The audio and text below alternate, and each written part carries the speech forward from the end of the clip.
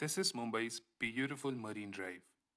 If we are asked the question, how safe do you feel? Most of us would say pretty safe.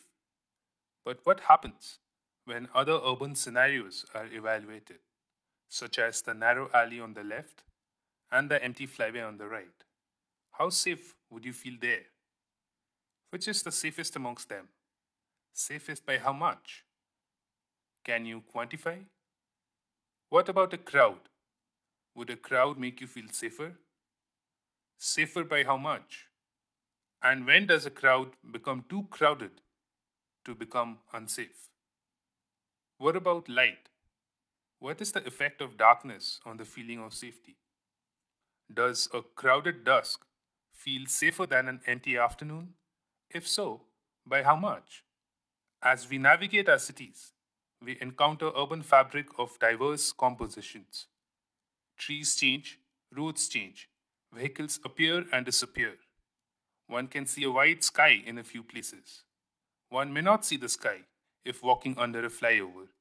Days change to nights, nights change to days, so on and so forth.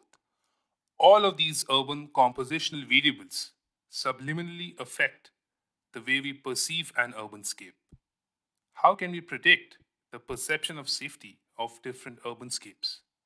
Differences in urban fabric is not the only factor that affects perception of safety. Urban spaces are perceived differently by different genders because of their diverse lived experiences. What is safe to you may be unsafe for a person identifying with a different gender. Different studies have documented this phenomenon. This leads to questions such as, how will the different genders feel in different urban scenarios? Will the feeling of safety be different? If so, by how much? How can we predict that? This project will solve such questions. The proposal is to develop an AI system entitled Safe or Not that will predict gender specific perceived safety of photographs of urbanscapes. Safe or Not will be trained on Indian crowdsourced safety evaluation data, thereby making it the first predictive safety tool made with data from the global south. To understand how it will work, first we need to understand how humans read an urbanscape. It happens through subliminal eye brain coordination. The eyes scan the surroundings for visual information. Simultaneously, the brain performs three tasks. Number one, compositional segregation. The brain reads the composition of urban features such as sidewalk, trees, vehicles, sky, buildings, etc. In other words, the brain understands how much of the field of view is occupied by which feature. Number two, moving object detection. The brain reads how many moving urban features, such as people, cars, motorcycles, etc., are present in the field of view. This process helps us in navigation. Number three, color detection. The brain reads the color of the surroundings to understand the time of the day and lighting conditions.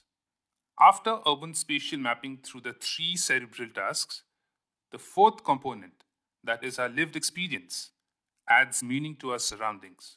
Thus, the same urbanscape will have different safety perceptions for the different genders.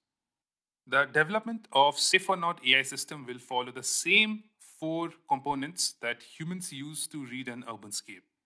10,000 urbanscape photographs will be rated by female, male, and non binary respondents. These 3x ratings will form the output section of the training data for the neural network. The 3x ratings will provide the mathematical version of the fourth component, that is gender specific lived experience.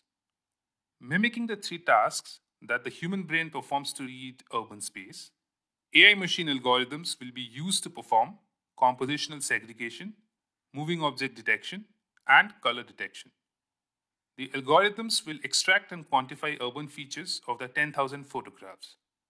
A total of 37 urban features, including number of people, field of view occupied by trees, vehicles, sky, buildings, etc., and the color of the urbanscape will be extracted. These numbers will be used as the input section of the training data. The corresponding quantified urban features and the 3x safety ratings will be used to train a neural network to predict the gender-specific perceived safety of new urban scenes. The deliverables of the project shall have three components. Number one, the Safe or Not AI system. It will be shared as a free and open source algorithm for others to use and improve. Number two, gender specific safety perception of the 8 Tier 1 cities of India will be analyzed. It will be done so by running geotagged Google Street View photographs of the 8 cities through the Safe or Not AI system. The results will be visualized on gender specific safety audit choropleth maps on a 500 meter by 500 meter grid. Through this process, we will be able to identify localities that need immediate attention. Number three, following the city audits, gender specific differences in perception of safety will be quantified. The comparative analysis shall be submitted for peer review publication as a research paper. Publication of gender specific differences will sensitize policymakers, who happen to be mostly men, on designing public spaces without privileging one gender above others. Additional details related to the project are mentioned in the project proposal document, including an addendum showing the proof of concept of Safe or Not. The National Family Health Survey states that less than 10% of Indian families own a car.